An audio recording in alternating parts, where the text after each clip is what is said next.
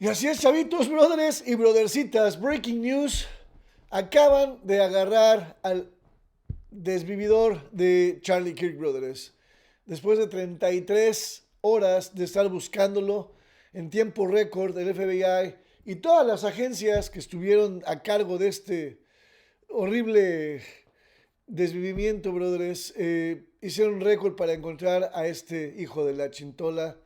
Y por fin va a pagar, y espero que le duela hasta el alma cada segundo.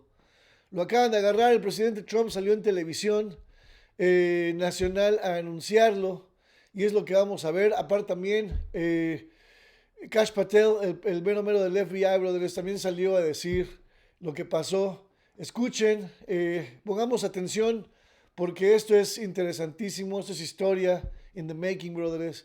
Y quería compartirlo con ustedes porque hemos sido testigos de cada hora, cada minuto, cada momento de sufrimiento con Charlie Kirk y su familia. Vamos a ver esto. Yesterday you were at the 9/11 memorial. We were all watching that. And J.D. Vance was supposed to be with you. He went out to be with Charlie Kirk's family and to get the body back to his hometown in Arizona. And you said you were going to award him the Presidential Medal of Freedom, which is very nice of you. Any updates on this suspect? Yeah.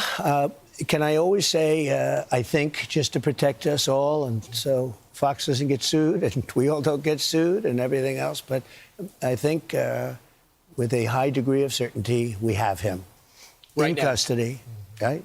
In custody. Everyone did a great job. We worked with the local police, the governor, everybody did a great job. You know, getting somebody that you start off with absolutely nothing. And we started off with a clip that made him look like an ant that was almost useless. We just saw there was somebody up there. And so much work has been done over the last 2.5 days. You know, it's amazing, actually, when you start off with that and then all of a sudden you get lucky or talent or whatever it is. But, yeah, I think we're in great shape. Mr. President. And he's in custody. Your suspicion was that he was radical left, and now you have more information. What can you share with us about his ideology? Yeah, Lawrence, let me just... And by the way, Lawrence is doing a good job. What's going on here? Job. Yeah. Mr. I'll tell you what, I'm very proud of you. Thank you, sir. I said you were going to do well. Yeah, I think that I don't want to go too far. I'd like to tell you some stories at how it happened, but essentially somebody that was very close to him turned him in. And that happens when you had some of those good shots. Somebody is going to say, whether it's a parent or whatever, I'd rather not say right now. They're going to announce it today, sometime later, probably talk about that. But somebody close to him turned him, you know, they said, whoa. It's interesting where we had very good pictures, but not great, not perfect. And when you look at it, what happened is somebody, and this happens a lot. It happened with the crazy Boston bomber. It happened with others. Somebody that's close recognizes even a little tilt of the head, which nobody else would do. And somebody that was very close to him said, that's him. And essentially went to the father, went to a U.S. Marshal, who was fantastic, by the way. And the person was involved with law enforcement, but was a person of faith, a minister. And brought him to a U.S. Marshal, who was fantastic. And the father convinced the son, this is it. And again, I'm always subject to be corrected, but you know, I'm just giving you, based on what I'm hearing, they'll give you a much more active. I just heard about it 5 minutes before I walked in. As I'm walking in, they said, looking real good. They have the person that they wanted. So you have breaking news, don't you, huh? Thank you. You always have breaking news, Ainsley. Sean's going to be very disappointed that we're not doing it on his show. He'll be very thankful and appreciative of the police officers that got this guy. They did a great job, everybody. And everybody worked together. Pam Bondi is incredible, by the way. People don't know what a star she is. She's incredible. And it all worked out. Could I ask you just some clarification? So a pastor was able to turn him in, or they got the family of the shooter to turn them in? Well, it was a minister, and the minister went to a minister who was involved with law enforcement, by the way. And his good friend is a top U.S. Marshal. And they took it from there. And then it was a father got involved, namely his father. and said, we got to go in. And they, as I understand it, and again, subject to change, but, you know, the facts are the facts. We have the person that we think is the person we're looking for. But they drove into the police headquarters, and he's there now. Did the father know about what the son had done? I don't know. I'm going to let you get all those questions later, because I can't tell you how accurate. The bottom line is they have somebody that they think did it. Good morning, ladies and gentlemen. We got him. On the evening of September 11th, a family member of Tyler Robinson reached out to a family friend who contacted the Washington County Sheriff's Office with information that Robinson had confessed to them or implied that he had committed the incident. This information was relayed to the Utah County Sheriff's Office and scene investigators at Utah Valley University. This information was also conveyed to the FBI. Investigators reviewed additional video footage from UVU surveillance and identified Robinson arriving on UVU campus in a gray Dodge Challenger at approximately 8:29 a.m. on September 10th, in which he is observed on video in a plain maroon t-shirt, light-colored shorts, a black hat with a white logo, and light-colored shoes.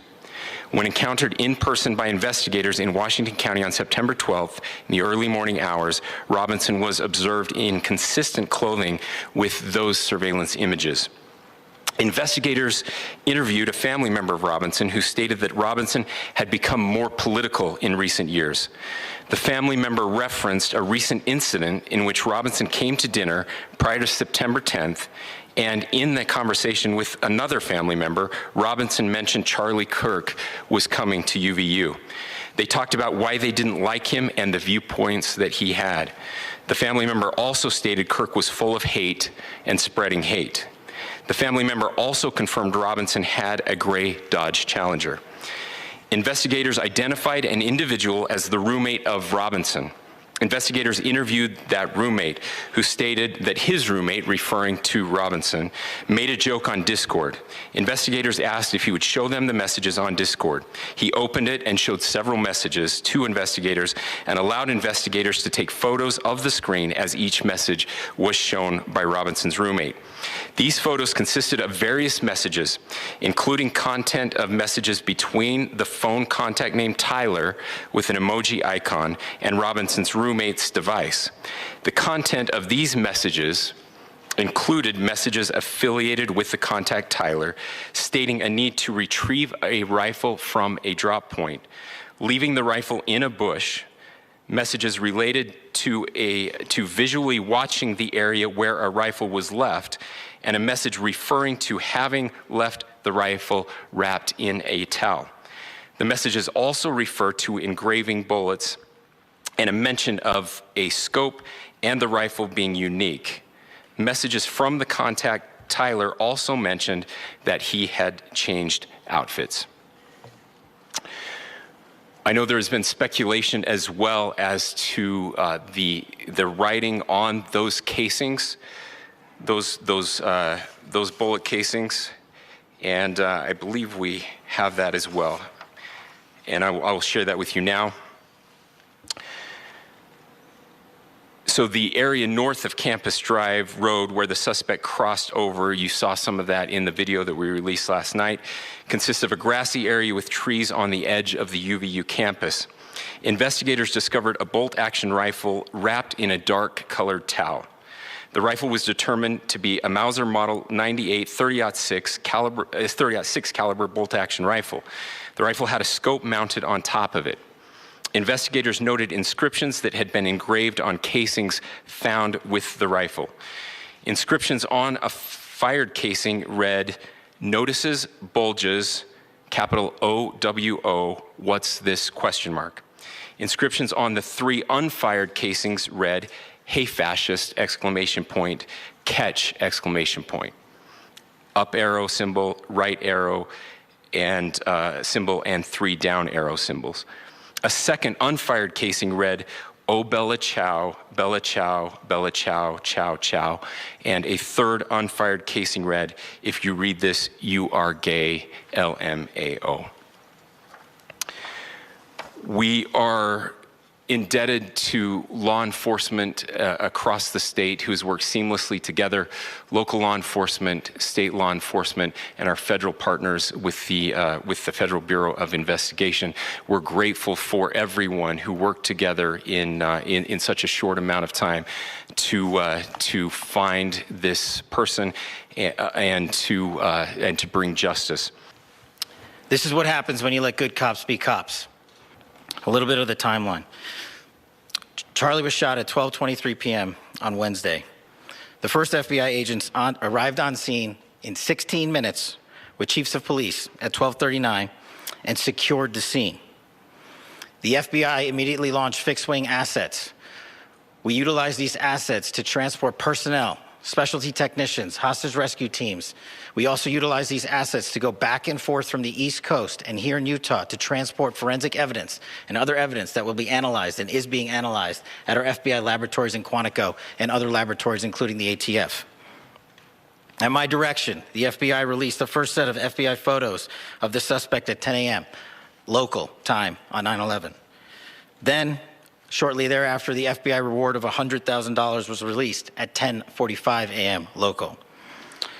Myself and Deputy Director Bongino arrived on the scene at approximately 5:30 p.m. on 9/11.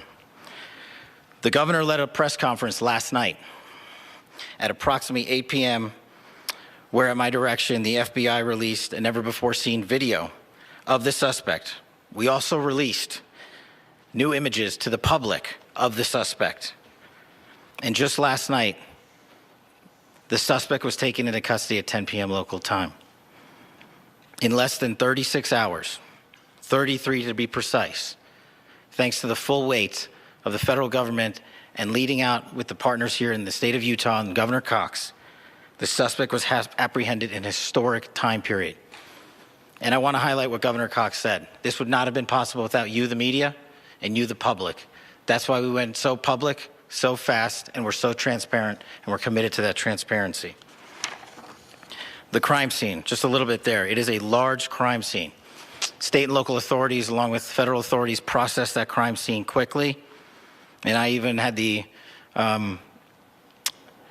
ability to walk through that crime scene and walk through the steps the suspect took to learn more about what was needed and what resources we needed to bear to create a full picture for the FBI and leadership back in Washington. Furthermore, thankfully to state and local partners, forensic evidence has been seized and continues to be garnered. Forensic evidence has already been evaluated at FBI laboratories in Quantico and state and local authorities here. We will continue to process evidence as we see it, as we collect it, and we will continue to deliver to Governor Cox and his team. Last night, we had a total of approximately 7,000 leads. As of this morning, thanks to your great work, we have over 11,000 leads that were called in to the FBI. And we are running out every single lead that we can. Every one of those leads will be run out. The arrest is a testament to the dedication of good law enforcement being great and partnerships in law enforcement, which I've tried to highlight as my tenure as the director of the FBI. There is no better relationship for law enforcement than the FBI to partner with state and local authorities, and you've seen it here in these last few days.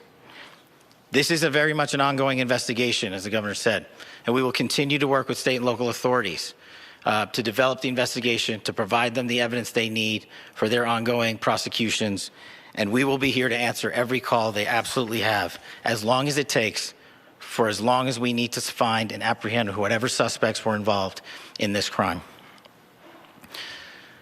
Lastly, to my friend Charlie Kirk, rest now, brother. We have the watch, and I'll see you in Valhalla.